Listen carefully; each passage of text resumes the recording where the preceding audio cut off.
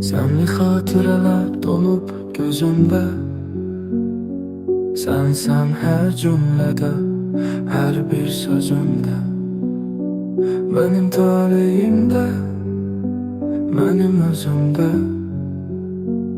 Sen adlı bir yaranın izi kalıp, yüzümün gülüşün alıp aparıp, solmuş gülüm dökülen yarpağından, bir mezarın kurumuş torpağından. Ümit gözleyirəm sen adlı ümit, hakkımı halal etmene ey şahit.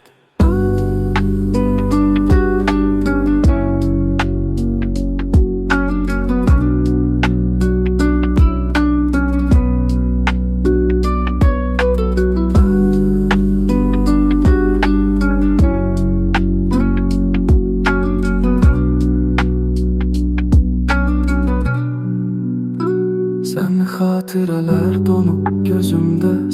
Sen her cümlede, her bir sözümde. Benim talihimde, benim özümde. Sen adlı bir yaranın izi kalıp, yüzümü gülüşün alıp aparıp, solmuş gülüm dökülen yarpağından, bir mezarım kurumuş torpağından. Ümit gözleyirəm sen adlı